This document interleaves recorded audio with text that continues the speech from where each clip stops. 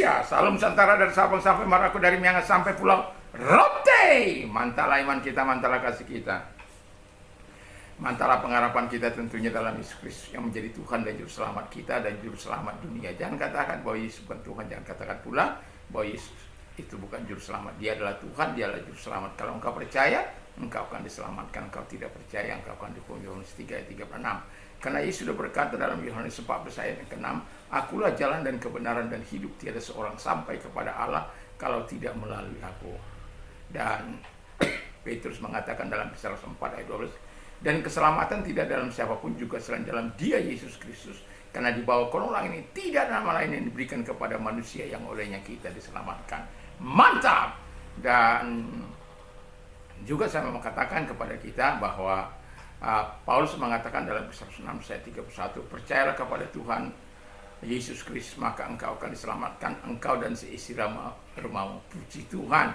Selamat pagi bagi kita semuanya. Semoga kekuatan Tuhan, kekuatan Roh Kudus, kekuatan firman, kekuatan doa, kekuatan iman akan terus menyertai langkah-langkah hidup kita, dan damai sejahtera Allah yang melampaui segala akal akan melihara hati dan pikiran kita mulai saat ini sampai selama-lamanya. Kiranya Tuhan terus berkenan atas hidup kita dan kita terus melakukan apa yang berkenan di hati Tuhan. Puji nama Tuhan. Dan mari kita akan berdoa sebelum kita mendengarkan firman Allah. Kiranya Tuhan menolong kami untuk melayani Engkau dengan benar, dan kiranya Tuhan menolong kami dengan segala pergumulan yang kami miliki, dan firman menguatkan kami saat situasi dan kondisi apapun kami hadapi. Dalam nama Yesus, dan seluruh pendengar kami Tuhan diberkati, dipelihara, dilindungi oleh Tuhan. Dalam nama Yesus kami berdoa. Haleluya. Amin. Puji nama Tuhan. Saya akan membacakan Timotius 1, 2 Timotius 1 ayat yang pertama dan ketiga. Dari Paulus, Rasul Kristus Yesus, oleh kehendak Allah untuk memberitakan janji tentang hidup dalam Kristus Yesus. Kepada Timotius anakku yang kekasih, kasih karunia, rahmat dan damai sejahtera dari Allah Bapa dan Kristus Tuhan kita menyertai engkau. 3. Aku mengucapkan syukur kepada Allah yang kulayani dengan hati nurani yang murni, seperti yang dilakukan nenek moyangku, dan selalu aku mengingat engkau dalam permohonanku baik siang maupun malam. Puji nama Tuhan. Tema kita adalah melayani Kristus. Ketika kita berikhtiar untuk melayani Tuhan, berarti kita harus melayani Kristus dalam kehendaknya. Melayani Kristus dalam kehendaknya berarti kita harus taat, harus patuh, dan harus melakukan sebagaimana yang diharapkan oleh Tuhan. Untuk melakukan apa yang diperintahkan. Satu contoh amanat agung, kita juga harus lakukan pemberitaan firman Allah.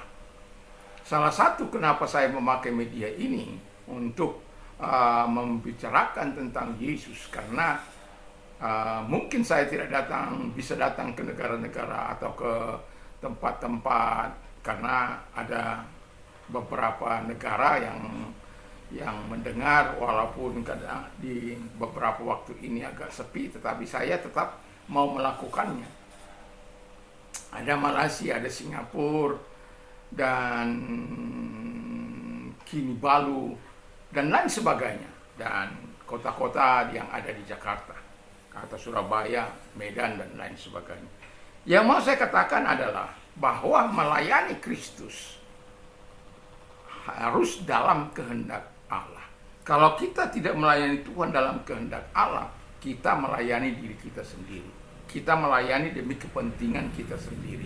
Kita melayani untuk keuntungan kita sendiri. Saya sudah pernah mengatakan bahwa gembala upahan itu melayani karena dia hanya memikirkan keuntungannya sendiri. Tetapi gembala sungguhan itu, gembala yang baik itu rela berkorban, rela menyerahkan nyawanya, dan melayani dengan sungguh di hadapan Allah atas kehendak Tuhan, sekalipun harus menderita. Tetapi dia harus tetap berjalan dalam pelayanan itu, karena itu yang dikehendaki Allah dalam setiap kehidupan kita sebagai orang-orang yang percaya. Melayani Kristus tidak semudah yang kita bayangkan. Orang berhasil kita lihat dengan segala bentuk kemewahan yang mereka tunjukkan, walaupun saya tidak setuju dengan hal-hal flexing tersebut, tapi itu setiap pribadi. Walaupun Tuhan menyatakan segala kebaikannya, kemurahannya, pertolongannya, kita hanya memakai apa yang perlu. Apa yang tidak perlu, tidak perlu harus kita pakai, harus kita pamerkan. Karena apa? Kita melayani Tuhan. Pak Petrus katakan, emas dan perak aku tidak punya. Saya yakin dan percaya kita punya. Tapi kan nggak perlu harus dipamerkan, nggak harus perlu ditunjukkan sebagai mana kita orang-orang yang memilikinya. Orang mungkin punya Rubicon, punya ini dan Mercy,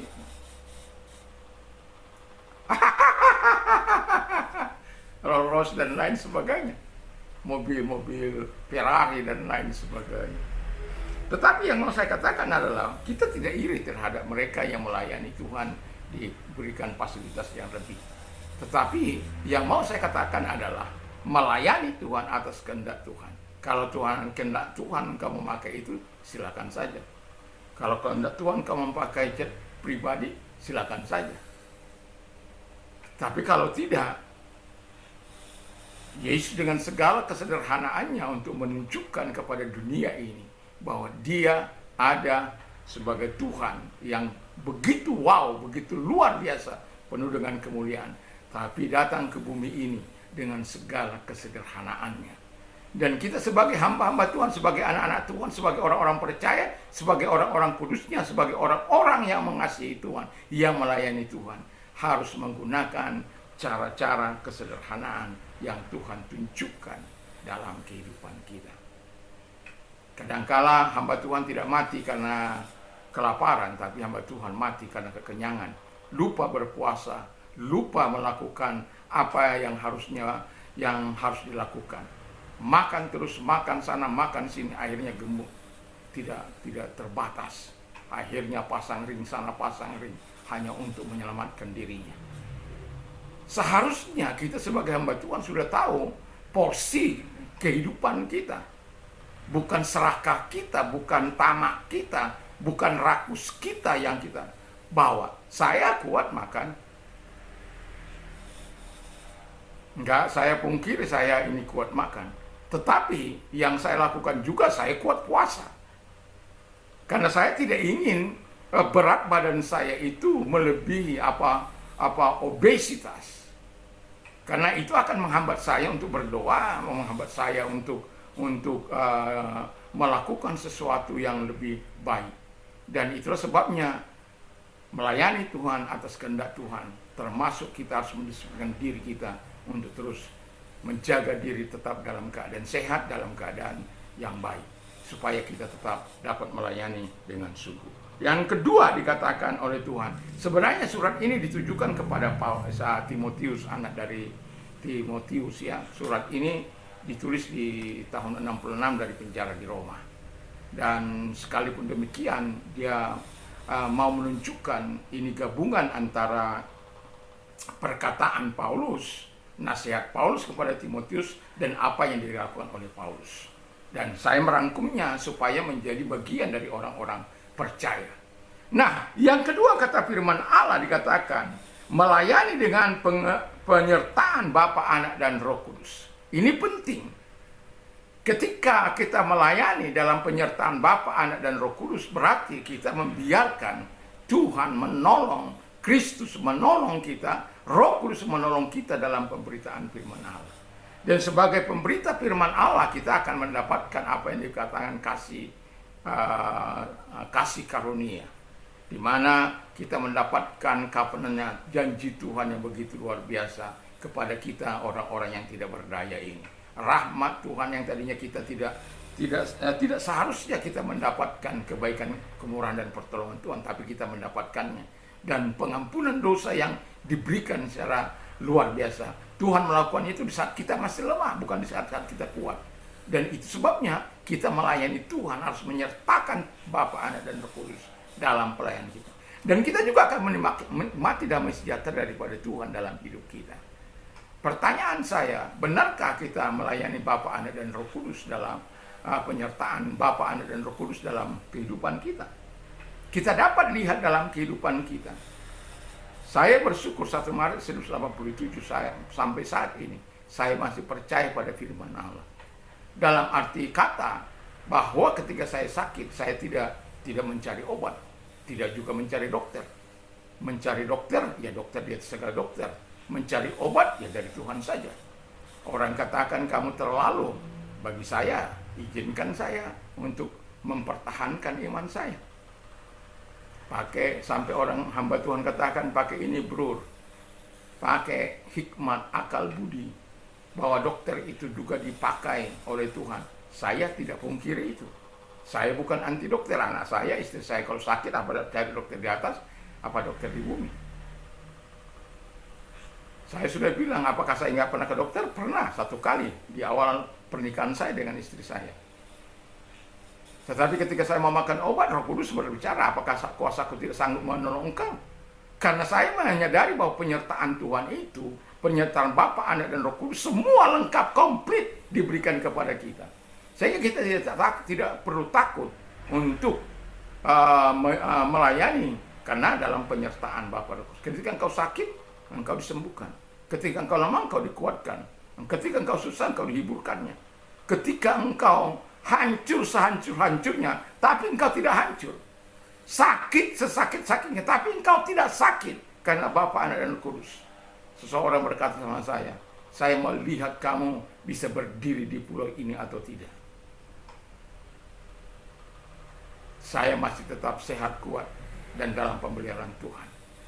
Saya melihat bagaimana penderitaannya, bagaimana sakitnya, puluhan tahun.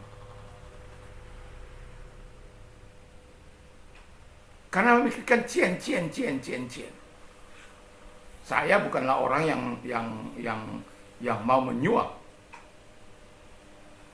Lebih baik saya menderita, seperti Musa kata, lebih baik aku menderita dengan umat Tuhan daripada harus menyakiti Tuhan. Lebih harus menikmati kesegaran atau keenakan, kenikmatan, kesenangan di Mesir. Lebih baik dia menderita dengan umat Tuhan. Wow, itu sesuatu yang sangat luar biasa. Itu kalau engkau melayani Kristus dengan sungguh-sungguh, kau rela membayar harga. Yang ketiga, melayani dengan tulus hati. Haleluya. Jadi Paulus melayani Tuhan, dan dia dengan tulus hati dia ingatkan kepada si Timotius, orang yang terhormat ini, ya, sebagai orang muda, dia punya orang tua, nenek yang sungguh-sungguh mengasihi Tuhan, ibu yang sungguh-sungguh mengasihi Tuhan, dan kita tahu bahwa dia menjadi anak rohani daripada Paulus, sehingga dia mengingatkan Timotius dari penjara di Roma supaya melayani Kristus dengan hati yang tulus. Kalau di pasal 1 itu ini ditulis tahun 66, pasal 2 ini, pasal 1 itu tulis 66.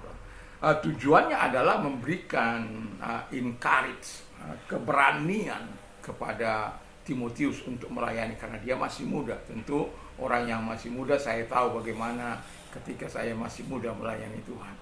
Ada banyak tantangan, ada banyak persoalan, bukan hanya dari luar, tapi dari dalam diri saya sendiri. Egonya cukup tinggi.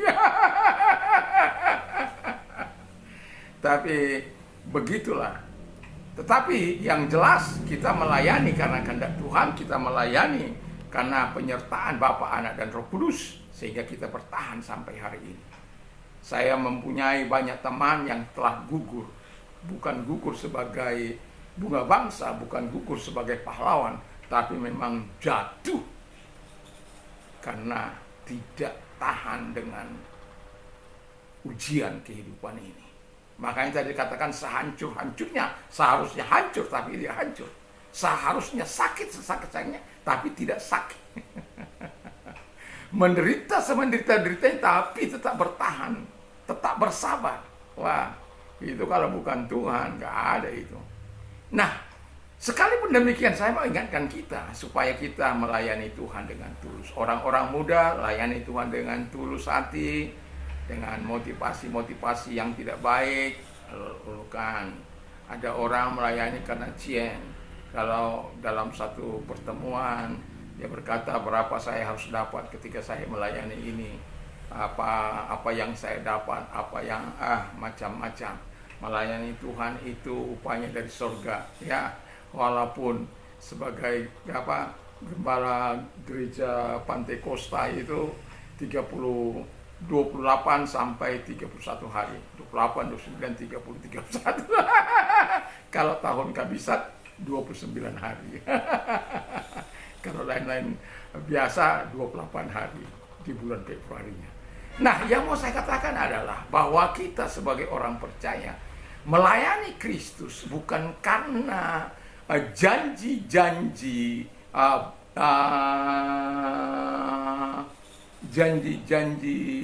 yang wow, tapi Tuhan memberikan janji-janji yang manis yang akan ditepati bagi setiap orang yang percaya kepadanya. Tuhan tidak menjanjikan janji yang muluk-muluk, tapi janji yang benar-benar janji yang akan ditepatinya. Satu contoh, aku menyertai engkau sampai kepada kesudahan zaman. Ketika kita melayani Kristus dengan sungguh, kita akan disertai. Dan ingatlah bahwa Tuhan tidak pernah abai terhadap kita. Ingatlah, orang-orang melayani Kristus, dia akan mendapatkan segala support dari Bapa, Anak, dan Roh Kudus. Dan kalau engkau sudah mendapat support dari Bapa, Anak, dan Roh Kudus, Tuhan akan dimuliakan. Satu kali seorang katakan ya wakil lah pada waktu itu, dan saya baru merintis di pulau ini karena sesuatu hal, dan kemudian saya pada tahun 1993 tanggal 7 Januari dalam ibadah pertama saya mengatakan kepada jemaat ya, bahwa kita waktu itu masih duduk dalam alas koran, karena itu perdana di gereja Pantai Costa, masih beralaskan koran. Tapi saya katakan kita akan beriman kepada Tuhan Yesus Kristus, bahwa kita akan ada di 4 mata penjuru mata angin. Wah, tahun ke-6 kita punya gedung, ya gedung sendiri.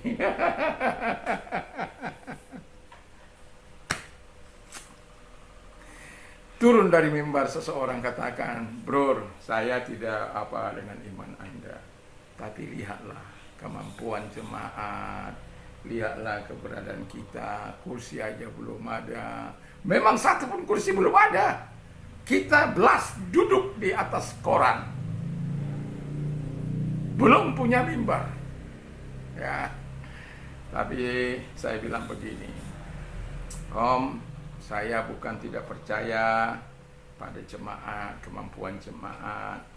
Tapi saya katakan, kalau kita melihat berdiri atas kemampuan jemaat, maka saya tidak akan pernah melihat kemampuan Tuhan. Kalau saya ada karena kemampuan jemaat, maka saya akan sia-sia. Dan saya tidak akan bisa melihat kemampuan Tuhan berkarya. Karena Tuhan hanya butuh satu orang untuk menggerakkan seseorang berbuat sesuatu kepada apa yang kita butuhkan. Dan 5 tahun seperti apa yang kami punya di 4 mata penjuru mata angin, tahun ke-6 ini terjadi. Dengan doa dan puasa, kami tidak punya uang, tapi selalu ada Tuhan sediakan ketika kami butuh sesuatu yang daripada Tuhan. Itu sebabnya saya katakan bahwa Tuhan itu adalah Tuhan yang baik, Tuhan yang akan menolong kita ketika kita melayani Kristus. Kalau engkau menyadari melayani Kristus dengan penyertaan Bapa, Anak, dan Roh Kudus, jangan takut. Tuhan akan memberikan, mencukupkan segala apa yang kau butuhkan, termasuk jasmani rohani. Mungkin kita awalnya ragu bagaimana anak-anak kita dengan segala pelayanan yang terbatas, yang kecil, mampukah anak-anak saya jadi sarjana? Dan kadangkala ada hati kecil kita seperti itu. Tapi tetaplah Tuhan adalah Tuhan yang kita layani. Seringkali saya melihat pertolongan Tuhan dari orang-orang yang tidak saya kenal dan orang-orang yang saya kenal, dan mereka berbuat sesuatu yang begitu luar biasa. Karena apa? kita melayani Kristus. Pernah satu kali seseorang yang bukan jemaat saya, ya, lagi berdoa, saya juga lagi berdoa di jam yang sama. Dia berkata, kok Pak, wajah Pak Simon saya lihat, dan lalu Tuhan apa supaya saya itu berkati Pak Pendeta. Dan dia kan bukan jemaat saya, jadi berkati itu Pak Pendeta karena dia sedang membutuhkan. Dan dia datang ke rumah mempertanyakan, tapi saya saling tidak ada. Tapi dia sudah bawa bungkusan ini, tapi saya karena tidak ada. Kemudian besoknya dia datang ketika saya masih berdoa di lantai 2, lalu dia datang dan pada akhirnya saya menyelesaikan doa saya. Lalu dia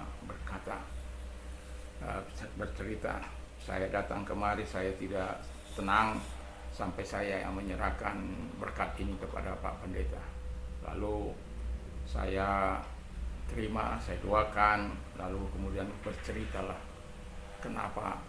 Lalu saya, ketika dia bercerita, wajah saya selalu tampak. Lalu kemudian saya katakan saya sedang berdoa untuk anak saya. Biasanya saya itu cuek-cuek saja. Kalau Tuhan sudah sediakan saya bayar, kalau Tuhan tidak, kalau Tuhan belum, ya tunda dulu. Tapi anak saya bilang kalau uang kuliah tidak diberikan maka akan cuti. Dan itu saya katakan, selama ini Tuhan, saya tidak pernah mengatakan apa-apa sama Tuhan. Tapi kali ini anak saya tidak ingin anak saya itu cuti. Dan Tuhan saya tidak tahu, tapi Tuhan punya cara dan Tuhan memberkati. Dan itu sebabnya kalau kita melayani Kristus, layani dengan tulus, dengan hati yang benar, dan pelayanan kita harus dikehendaki oleh Tuhan. Mari kita tunduk kepala kita berdoa. Terima kasih Bapa di surga, kiranya Tuhan menolong kami untuk terus melakukan yang terbaik dalam hidup ini, melayani Tuhan dengan kasih Kristus.